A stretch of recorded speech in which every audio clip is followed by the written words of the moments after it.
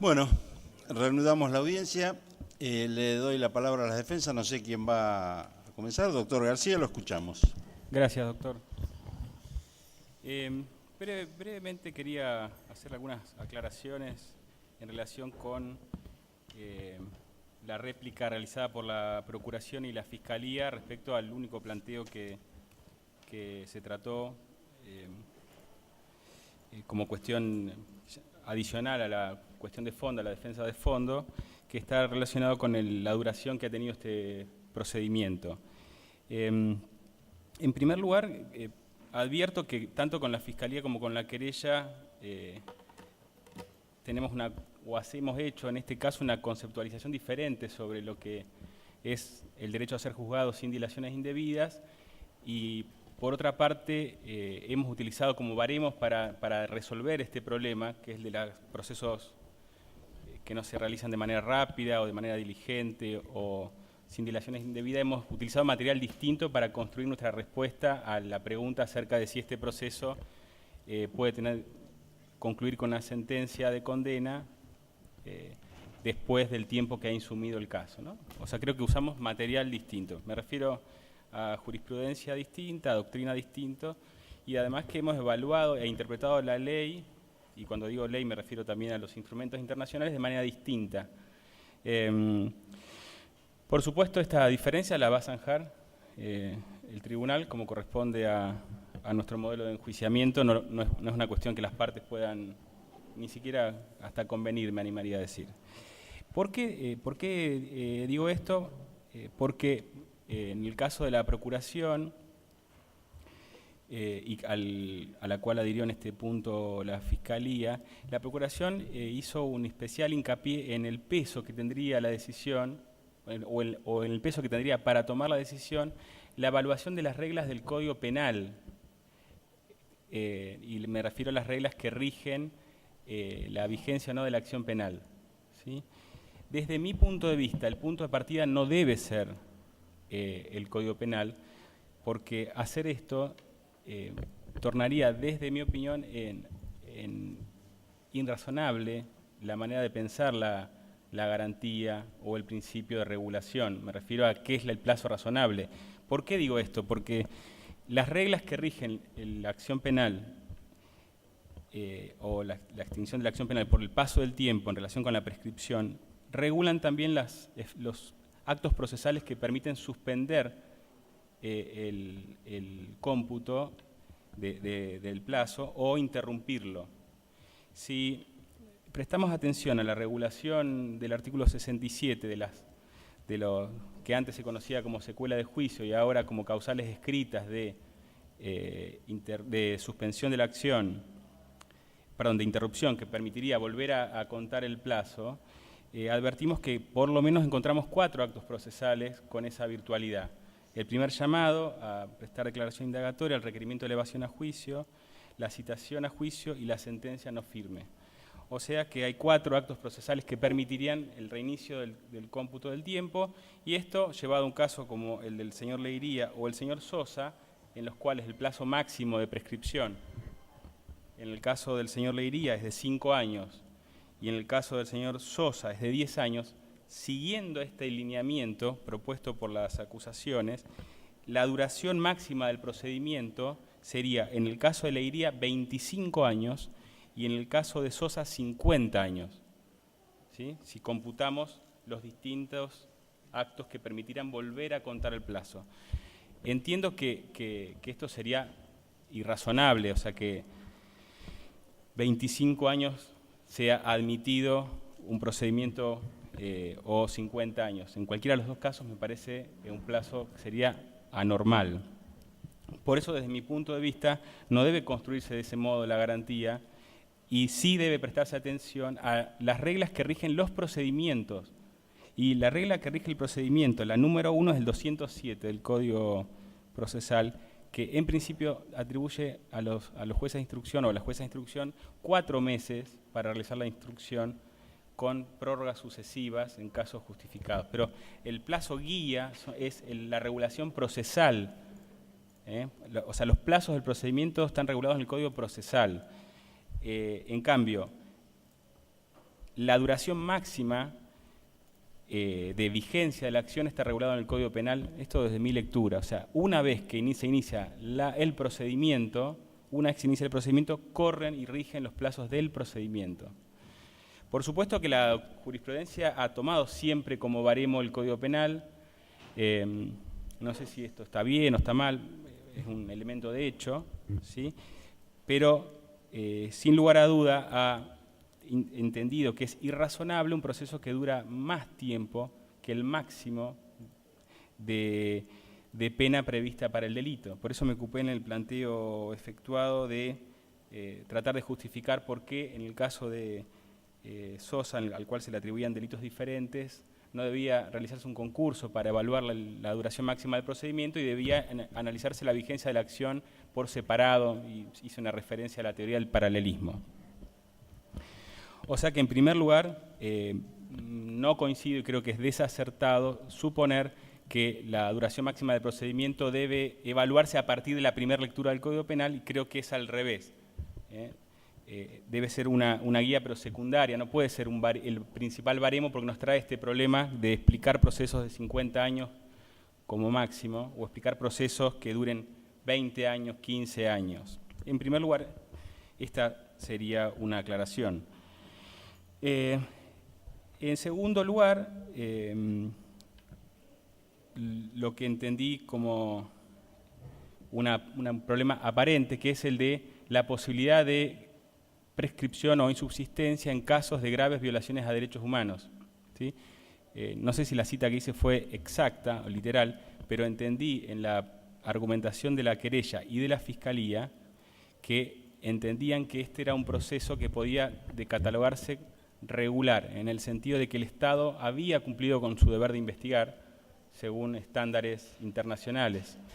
En el caso de la Fiscalía, la única diferencia que advertí, quizás me falla la memoria, está relacionada con el primer tiempo de investigación en la cual la causa estuvo a cargo del juez Labate, por lo cual después la Fiscalía pidió que se investigue la actuación del juez Labate.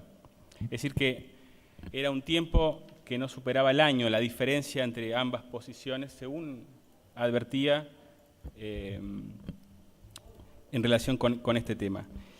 Y pienso que es una aparente encrucijada la que nos daría la interpretación de la jurisprudencia internacional, me refiero al caso Bueno Alves, que fue citado, porque en realidad lo que entiendo de ese caso es que si la investigación diligente del hecho se ha efectuado, es posible admitir la prescripción de la acción penal o algún instituto de naturaleza similar. Esto, desde mi punto de vista, no significa que cada vez que se extingue la acción penal por prescripción o insubsistencia significa que la investigación no fue diligente, porque si no, no tendría sentido esta frase. Quiere decir que el Estado puede investigar de manera diligente y por las dificultades del caso pasar demasiado tiempo. Y si pasó demasiado tiempo, es admisible la prescripción o en este caso la insubsistencia. O sea, el caso puede requerir muchas medidas probatorias. Si esto tarda mucho tiempo, imaginemos un caso en el cual no encontramos al autor, ¿sí? Y realizamos ingentes esfuerzos por encontrarlo. Esto puede suceder. Así todo, la acción penal puede prescribir o insubsistir. Es decir que, desde mi opinión, investigación diligente es compatible con la idea de plazos, como sostuve, extremadamente alongados o procesos lentos o demás. Por otra parte, creo que es una carga de la acusación convencer al tribunal. ¿Sigue grabando?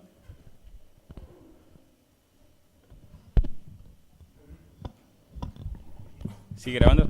Sigue grabando. ¿Puedo continuar? Sí, doctor. Entiendo que es una carga que incumbe a las acusaciones persuadir al tribunal y justificar acerca de la vigencia de la acción penal. No es tarea de la defensa explicar por qué esto no ha sucedido. Y entiendo que no se le puede achacar a la defensa no ocuparse de este trabajo cuando entiendo que no es tarea de la defensa hacerlo. Y por otro lado, para el caso de que se considerara que hay un defecto en la realización del planteo, la verdad que no lo comparto porque el punto neurálgico del caso, de la cuestión a dilucidar, está dada por la idea de la complejidad del asunto. Creo que el kit de la cuestión está en que si se trata de un proceso complejo, esta duración del proceso está justificada. Y la verdad que me ocupé de explicar por qué. Por un lado, entendía que la complejidad del proceso no estaba relacionada con la investigación realizada a Leirí y Sosa, sino que estaba relacionado con, podríamos llamar, el hecho principal. En segundo lugar, si no me equivoco, también expliqué por qué no debían pagar el costo los acusados de un delito, entre comillas, menor de el tiempo que pueda insumir una investigación más grave o más compleja. No hay una regla procesal que tampoco que diga esto, que si uno está vinculado a un hecho más complejo, más grave o más difícil, deba pagar el costo en términos de duración del proceso. No hay una regla que diga eso. Y por otro lado, entiendo que debe evaluarse concretamente qué complejidad tuvo la investigación vinculada a los dos defendidos por los cuales hice el planteo, y también creo haber explicado que en relación con ellos dos no podíamos afirmar que se trataba frente a un caso complejo. Esto lo digo por la valoración que en distintos momentos se hizo de la prueba producida, que eran no más de 3 testigos, ¿sí?, y de un sumario en papel, con lo cual esos elementos me persuadían, y yo esperaba que el tribunal se persuadiera también, de que en relación con ellos el caso no era complejo. Si el tribunal resolviera que la suerte de ellos está atada al resto, mi planteo no tiene éxito y en su caso podremos, si no nos gusta la sentencia, recurrir a ese punto, pero ahí se salda la cuestión. Y tampoco creo que lo dije, pero creo que estaba claro en el planteo que directamente no planteaba en relación con Leirí la prescripción por su calidad de funcionario público, nada más que por esto, porque entre el primer llamado de indagatoria y el requerimiento de elevación a juicio había pasado más tiempo que el máximo previsto en la ley que me habilitaba a pedir la prescripción. No lo hice por este obstáculo, que sí puede ser subsanado a través de la llamada doctrina de la insubsistencia. Creo que con esto respondo a lo que me parece más relevante de los planteos de los colegas de la acusación y nada más. Muchas gracias. No hay de qué, doctor.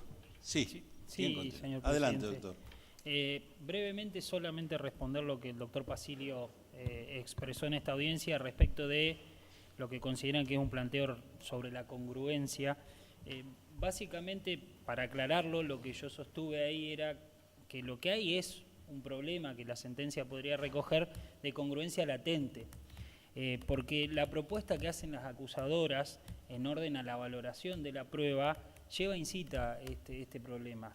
Y concretamente lo dije, ¿por qué razón? Porque nos explicaron que, ahora voy a hablar un poco de la teoría sobre, o la doctrina que hay sobre lo que significa tortura, pero nos explicaron que en este caso en particular se habían probado los malos tratos físicos y que si no se hubieran probado, como el concepto de tortura abarca también los psíquicos, era suficiente. Y ahí está el problema. El problema no tiene que ver con lo doctrinario o con cuál es el alcance del concepto de tortura. En eso yo estoy de acuerdo con los acusadores en que no solamente comprende los padecimientos físicos, sino también los psíquicos. Pero lo que no coincido es que en este caso se haya atribuido la existencia, o al menos la comisión por parte de los acusados, y en especial del señor Romero, de actos que lleven a mortificaciones psíquicas, que no impliquen solamente los tormentos físicos y lo que viene con ello. Y en particular, en orden a la indagatoria que leyó el doctor Pasilio, que es la de Romero, se refiere a los tormentos referenciados anteriormente. En toda la indagatoria, si ustedes repasan, se habla de agresiones físicas, es decir, lo que tenían que probar eran agresiones físicas. Después discutiremos si eso lleva un plus a lo psíquico, pero no que hubieron tormentos psíquicos, si se quiere el término, porque aquí en la indagatoria específicamente se aludió a los tormentos referenciados anteriormente y eran todos físicos, que fueron los que según la acusación y según esa indagatoria producen la muerte del señor Peloso Iturri. Claro, el problema, entiendo, y esto me excedo brevemente de lo que el doctor Pasilio decía, el problema que entiendo que encontraron en el medio del juicio es que no podían acreditar, al menos en el caso de Romero, la existencia de agresiones físicas de su parte hacia el señor Peloso Iturri. Y justamente era lo que tenían que probar. Y creo que esta se evidencia con más razón, como yo dije en el alegato final, esta divergencia entre la propuesta y en definitiva la intimación, cuando se modifica la teoría legal sobre la autoría. Nosotros llegamos a este juicio con un supuesto de coautoría sucesiva que podemos discutir o no, pero ese era básicamente el planteamiento inicial o con el que se abre este debate, es decir, varias personas que sucesivamente van tomando parte en un hecho que se está ejecutando y que, con conciencia de cuál es el propósito de ese hecho, llegan, digamos, contribuyen a su consecución. Esto hoy no nos lo explicaron, pero lo cierto es que termina el alegato final con un supuesto de coautoría funcional. Y la realidad que, y en esto contesto así un argumento que es nosotros no explicamos o yo no expliqué en qué nos afectaría esto, la realidad es que esta teoría legal divergente afecta porque son hechos distintos, porque si yo me defiendo de una coautoría sucesiva, con el solo hecho que yo pruebe que el señor Romero o que establezca que el señor Romero intervino en un momento en el cual no se lo agredió físicamente ni conoció cuál era lo anterior ni lo posterior, era suficiente, es suficiente para desincriminarlo. Ya desde el vamos, porque no tuvo esa convergencia intencional o ese supuesto, digamos, volitivo con los demás autores. Y de hecho en este juicio se determinó que no participa de la agresión inicial, no participa de la agresión en enfermería, solo habría participado, y no sabemos hasta dónde, durante el tránsito por el pasillo. Y ahí también hay una discusión de si hubieron agresiones o no, pero lo cierto es que el único que dice que hubieron agresiones, que es Villalba, no refiere que Romero hubiera estado cuando se produjeron. Pero lo cierto es que en este supuesto de la coautoría sucesiva los hechos son algunos, que son diferentes a la coautoría funcional que proponen finalmente, porque para ese supuesto de la teoría legal de la autoría solamente era suficiente con que sea auxiliar del cuerpo de requisa. La prueba del dolo no la dan, del dolo de esta intención.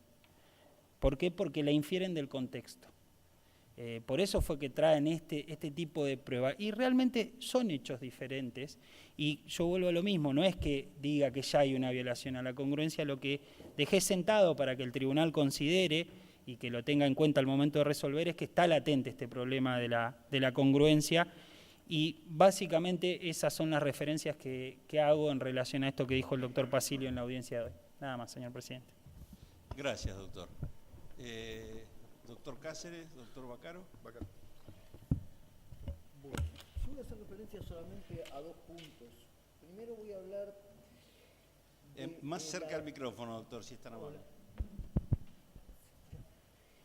Quiero referirme primero al problema de la insubsistencia de la acción penal y fundamentalmente a la interpretación que se hacen de los fallos de la Corte Interamericana.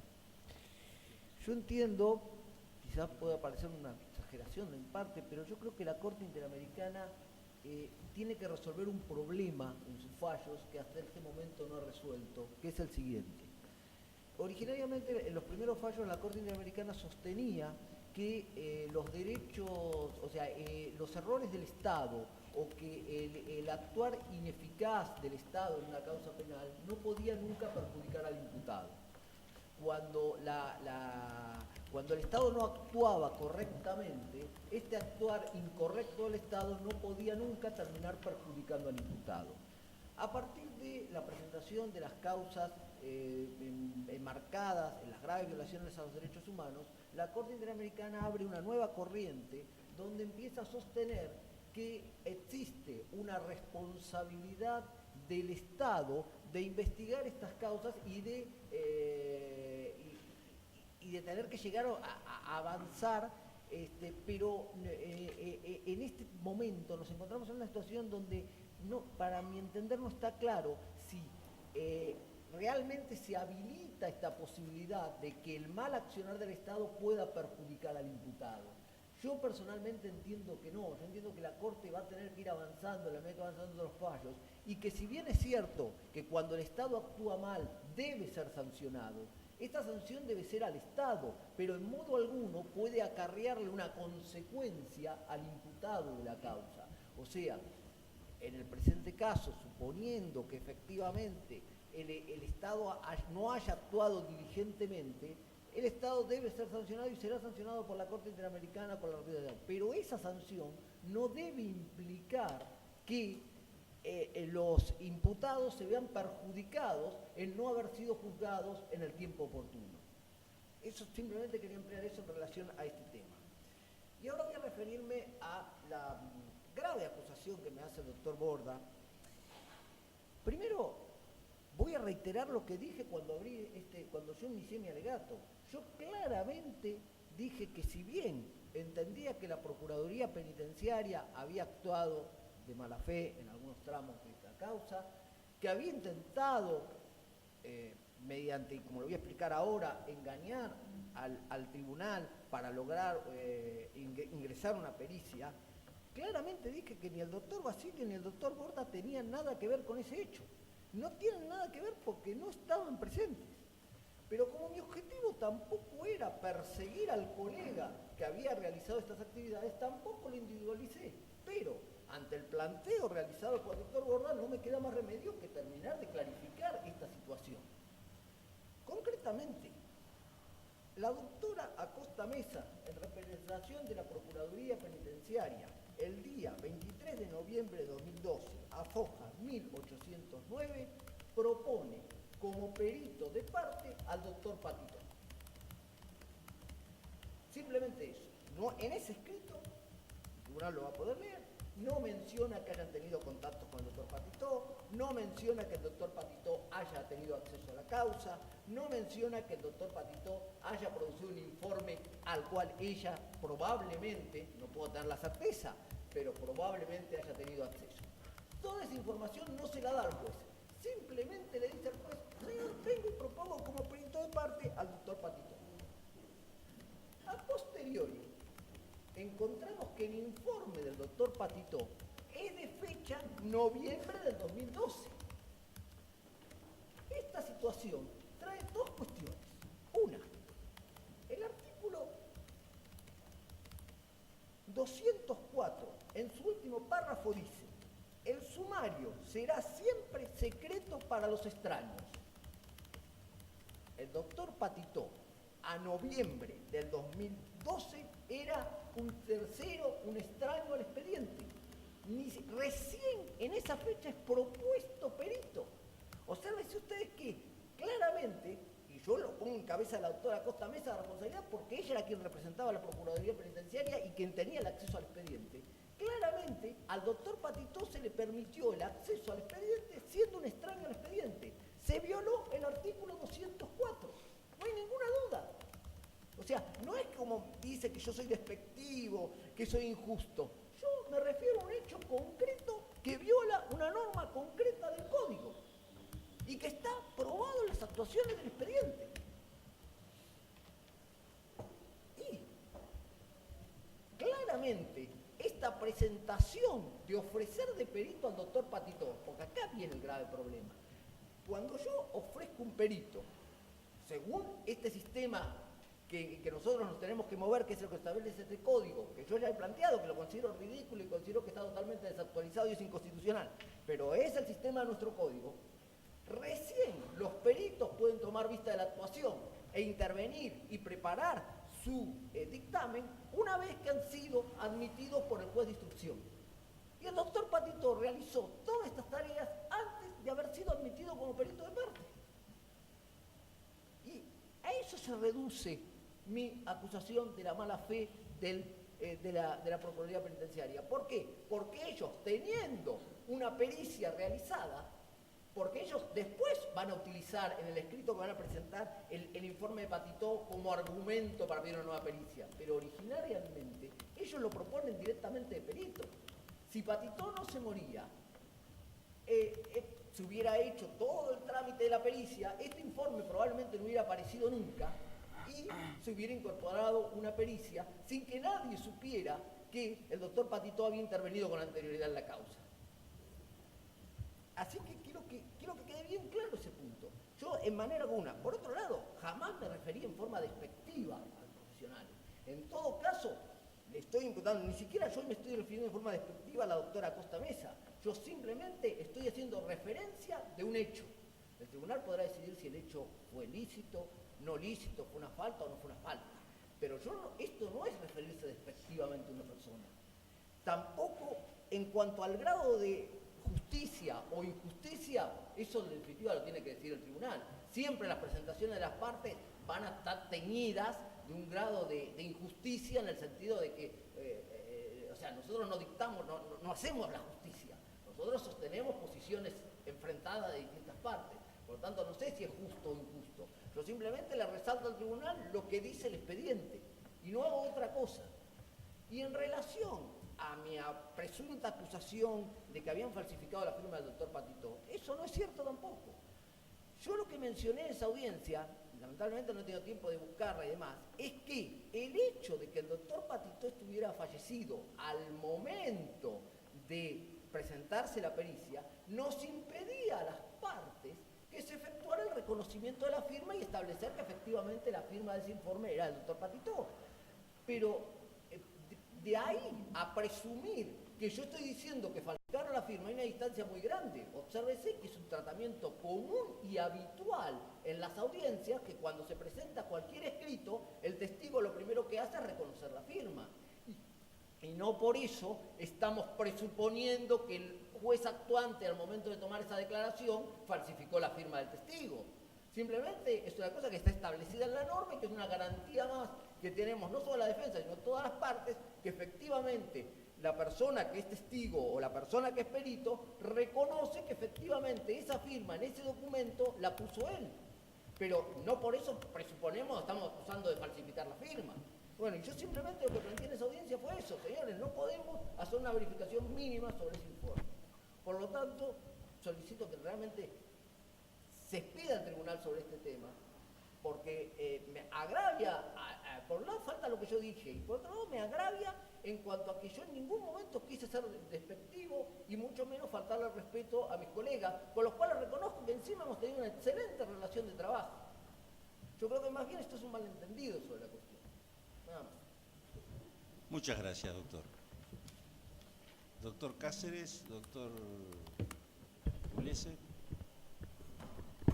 Gracias, yo no voy a hacer uso de la palabra. Bueno. Tampoco voy a hacer uso de la palabra, doctor. Perfecto, doctor. Bueno, muchísimas gracias a todos. Con estas exposiciones damos por concluida la audiencia del día de la fecha y los convoco para la próxima audiencia a celebrarse el día 18 de febrero a las 9 horas en esta sala. Les informo que la audiencia del día 18 de febrero será a los fines de que los imputados tengan la posibilidad de expresar sus últimas palabras antes de que se cierre el debate.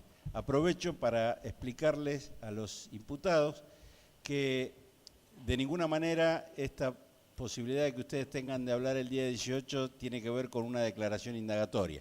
Ustedes han tenido la oportunidad de declarar durante el juicio. Puntualmente hay dos momentos en los que desde la presidencia se los invitó a declarar. Al principio, cuando se los hizo pasar de a uno para obtener sus datos, y al finalizar la audiencia se les volvió a consultar sobre si querían declarar. De manera tal que la posibilidad con la que cuentan el día 18 es optativa, es facultativa. Pueden decirnos algo que nos quieran decir al tribunal previo a pasar a dictar sentencia, y si no tienen absolutamente nada que decir, no hace falta que digan nada. Es un derecho que les otorga la ley de tener ustedes la última palabra antes de que pasemos a dictar sentencia. Pero, les vuelvo a repetir, es facultativo, ustedes sabrán si nos quieren decir algo o no. Les agradezco mucho, nos vemos el día 18 a las 9 horas en esta sala. Muchas gracias.